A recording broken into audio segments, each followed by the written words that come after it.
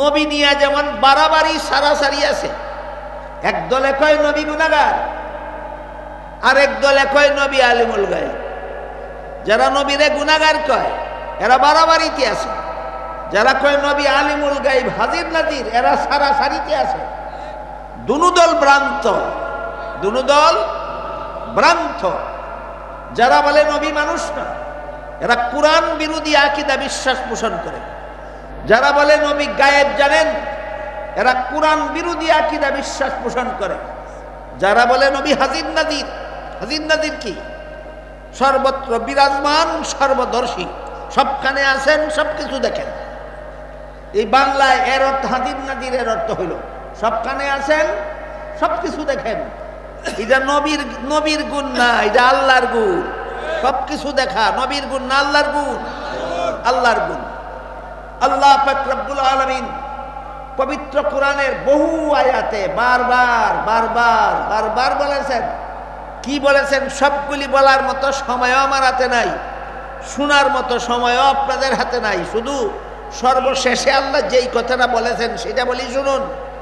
আল্লাহ শেষ পর্যন্ত এক আয়াতে বলেন, ওয়ামা কুন্না গাইবিন, আমি কোথাও অনুপস্থিত নই, কোথাও অনুপস্থিত নই। এবার বুঝে শুনে বলুন, যিনি কোথাও অনুপস্থিত নন, উপস্থিত কোথায়? সর্বত্র। উপস্থিত কোথায়? সর্বত্র। সাথে সাথে মনে রাখতে হবে আল্লাহ যে কোরআনের বিভিন্ন আয়াতে নিজেকে সর্বত্র হাজির নাজির বলে ঘোষণা করেছেন, হ্যাঁ করেছেন, আল্লাহ নিজে হাজির নাজির সর্বত্র। এটা সত্তাগতভাবে নয়, গুণগতভাবে। আল্লাহর বিরাজ হওয়ার অবস্থা দুইটা, একটা হলো গুণগতভাবে বিরাজমান, আর একটা হলো সত্তাগতভাবে বিরাজমান। আল্লাহ গুণগতভাবে জগতের সর্বত্র বিরাজমান, এই অর্থে আল্লাহকে হাজির নাজির বলা হয়।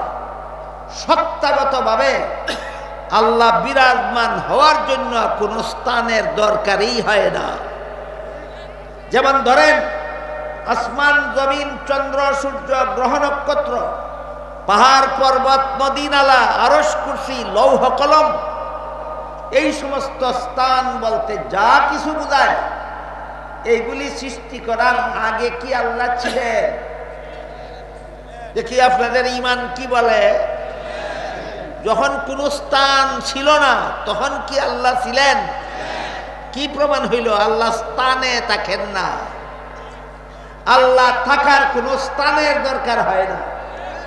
যেমন ভাবে স্থান সৃষ্টি করার আগে আল্লাহ স্থান ছাড়াই ছিলেন, তেমনি ভাবে স্থান সৃষ্টি করার পরেও আল্লাহর সত্তা স্থান ছাড়াই বিদ্যমান। তাইলে আল্লাহ সর্বত্র বিরাজমান সত্তাগতভাবে না গুণগতভাবে? এই কথাটা মনে রাখতে হবে। কোরআন হাদিসের যেখানে যেখানেই আল্লাহকে আসমানে বলা হয়েছে, আল্লাহকে জমিনে বলা হয়েছে, আল্লাহকে আরশে বলা হয়েছে, আল্লাহকে পাতালে বলা হয়েছে, আল্লাহকে সর্বত্র বিরাজমান বলা হয়েছে, সত্তাগতভাবে নয়, গুণগতভাবে। সত্তাগতভাবে আল্লাহ জগৎ সৃষ্টির আগেও কোনো স্থানে অবস্থান করতেন না। সত্তাগতভাবে আল্লাহ জগৎ সৃষ্টির পরেও কোনো স্থানে অবস্থান করেন না। তাহলে আল্লাহ সর্বত্র বিরাজমান সত্তাগতভাবে না গুণগতভাবে? এই কথাটা ভুলে গেলে হবে না। আল্লাহ গুণগতভাবে সর্বত্র বিরাজমান, এই অর্থে আল্লাহ হাজির নাজির, এই অর্থে আল্লাহ হাজির নাজির।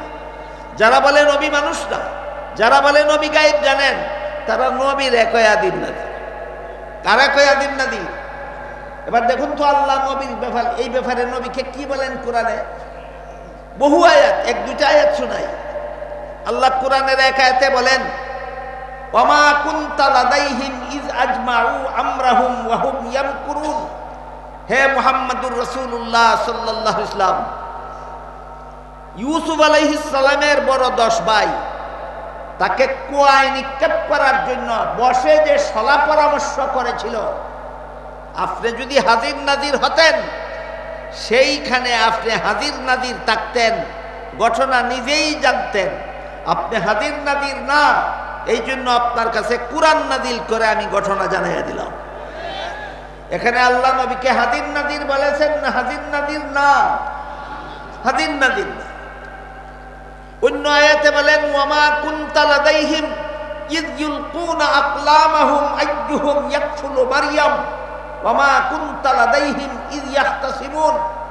মরিয়ম আলাইহিস সালাম, ঈসা আলাইহিস সালামের মা মরিয়ম যখন জন্মগ্রহণ করেছিলেন, তখন মরিয়মের অভিভাবক সাব্যস্ত করার জন্য সমাজের লোকেরা একটা লটারি দিয়েছিল।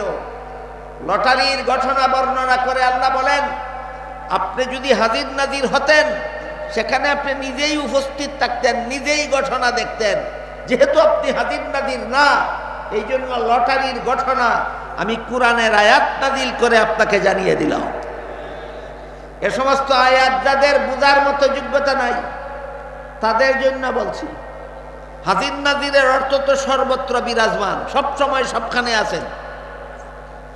আল্লাহ সবসময় সবখানে গুণগত ভাবে আছেন কিনা, এই জন্য দুনিয়ার কোনো ব্যাককলেও কোনোদিন কয় না আল্লাহ আজকে নেত্রকোনা এসেছেন, আগামীকাল ময়মনসিংহ যাবেন, পরের দিন যাবেন সিলেট, তারপরের দিন আল্লাহ যাবেন ঢাকা, তারপরের দিন আল্লাহ যাবেন সৌদি আরব, তারপরের দিন আল্লাহ যাবেন লন্ডন, তারপরের দিন আল্লাহ যাবেন আমেরিকা, তারপরে আরেক দিন আল্লাহ বাংলাদেশে আসবেন।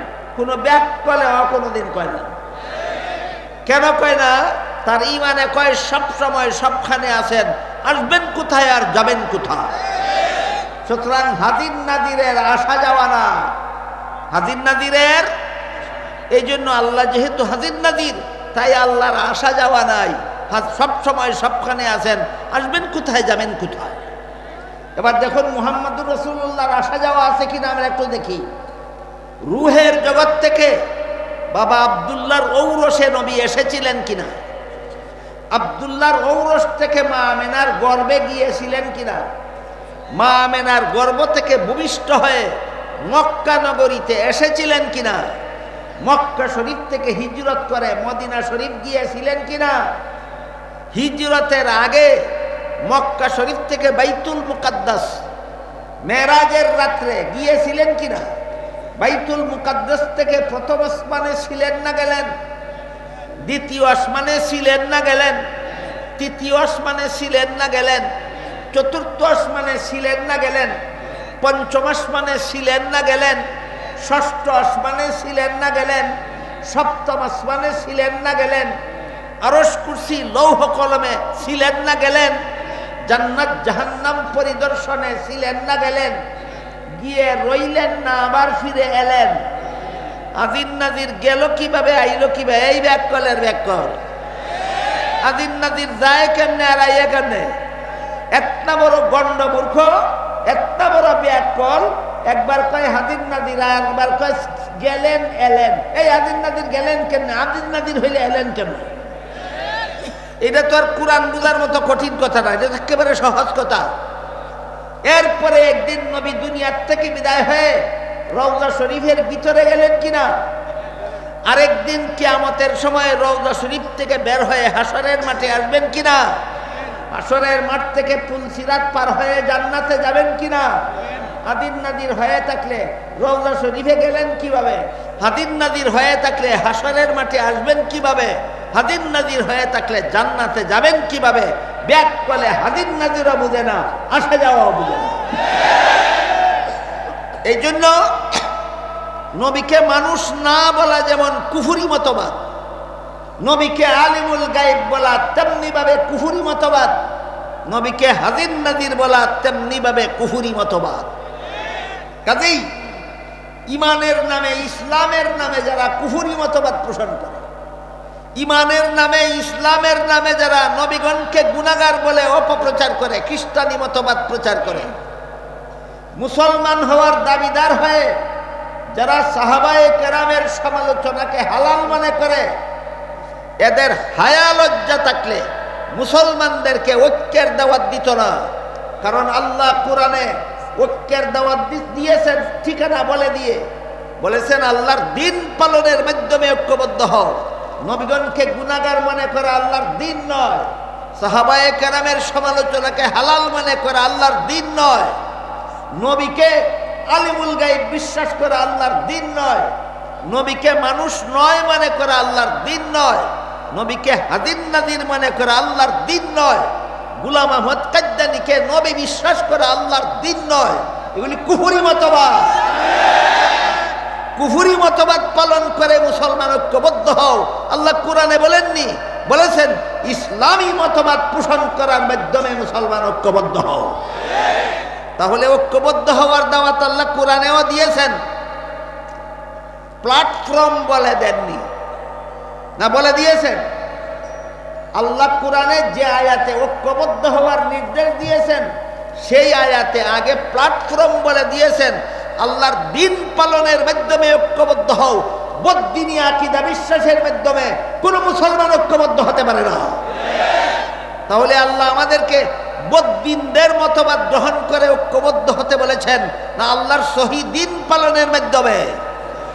তাই আল্লাহ আপনাদের আমাদের সবাইকে আল্লাহর সহি দিন পালনের মাধ্যমে ঐক্যবদ্ধ হওয়ার, ঐক্যবদ্ধ থাকার সৌভাগ্য দান করুন। সবাই বলুন আমিন।